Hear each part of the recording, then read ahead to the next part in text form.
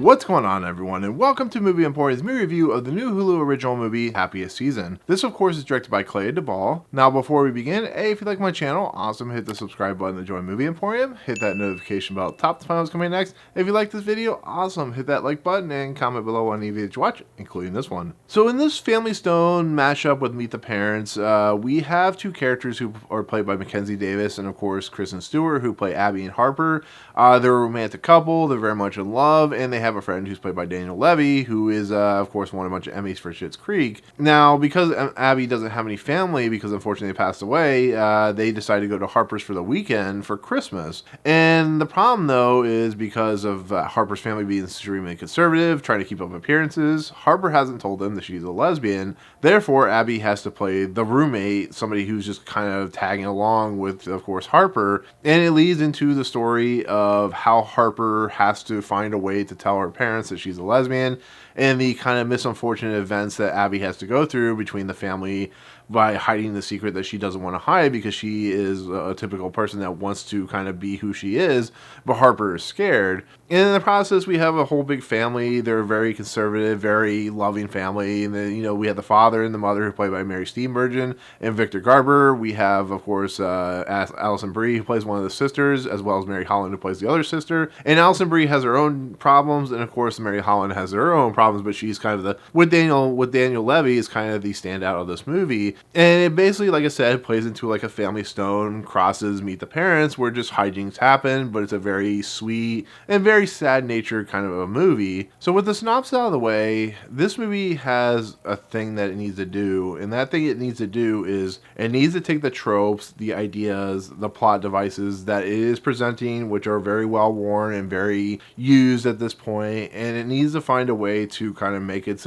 its own, make it its own structure, make it its own ideas, and become unique, and so on and so forth. So the question remains, does it actually do that and be successful? And I would say on the acting front, I would say yes, because the casting in this movie is not only strong, but the chemistry is so well presented that it actually makes it more of an entertaining movie than it could have been. For instance, we have Mackenzie Davis and, of course, Kristen Stewart, who are the main focus of this movie. And I think the chemistry, the romantic love that they have for one another, especially in this movie, it works really, really well. You can tell that they have, such a love for one another, but the fact that Mackenzie Davis is so afraid to move past the curtain, she's hiding behind it because she's worried about upsetting her parents, upsetting the appearance that they're trying to present because Victor Garber is trying to become mayor, I think it's a very difficult, very sad thing to present. But it's a situation where Abby gets kind of thrust into the mix of the whole scenario, and you really see the pain of who she is, because she's not one of those people that wants to hide behind who she is. She wants to be out in the open, saying that she's in love with Harper and stuff like that. So I really found those two main characters that worked really, really well together. And then like you said, you have the very conservative individuals with, of course, Victor Garber, who plays the father, and Mary Steenburgen, who plays the mother, and another fantastic role for Mary Steenburgen. And you can just see the nature of them trying to put on appearances, Victor Garber, like I said, is trying to become mayor, and they're trying to make everything perfect. There's this character in the movie who's played by Gasteyer, who is one of those characters that he is trying to impress so much because she has a lot of money and she can, use her powers of persuasion to get him his mayorship. So to play off this, particular persona where everything's cute and cuddly, everything's fine and dandy, really shows you that in this movie, these characters are hiding behind curtains and they're not willing to accept of who the facts that they are. And then you see like Alison Brie, who's hiding the fact that she's getting a divorce, and there's that whole scenario with her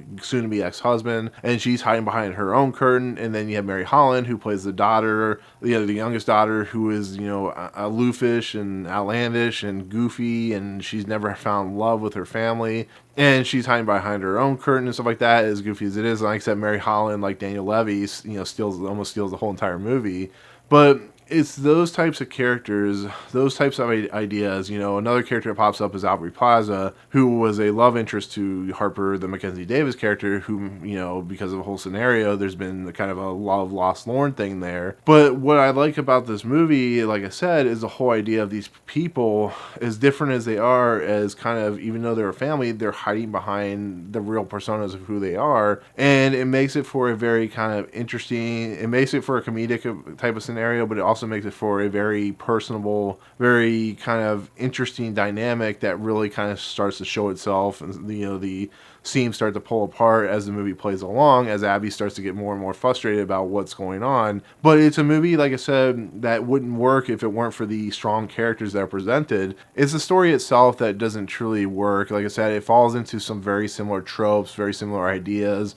It just takes a lot of the character motivations to keep that story from really completely falling apart, from the paste and the glue that is holding it together from completely falling under. And sometimes those movies need strong characters in order for the story to work. So I think the story, like I said, does fall into some tropes and really bad problems with storytelling and whatnot. There's some jokes in there that don't really land very well, but like I said, the characters themselves are really strong and really personable, so therefore the movie, in the end, in a nutshell, with being as tropey as it can be, still works. So, but I'll leave it with this last thing. Like I said, Daniel Levy and of course Mary Holland are the scene stealers of this movie. Daniel Levy has, like his father, great comedic timing, great comedic presence, and just really presents a character that is so over the top and outlandish, but he seems to just be on point every time he talks to his friends, the Abby and Harper character, and just to see his mannerisms and who he is and how he represents himself is really, really funny. His points where he's taking care of the animals is really, really funny. And there you go. That's my take on the Happiest season. Thank you so much for watching. Let me know what your favorite holiday movie is, or what your favorite movie about family dysfunction is,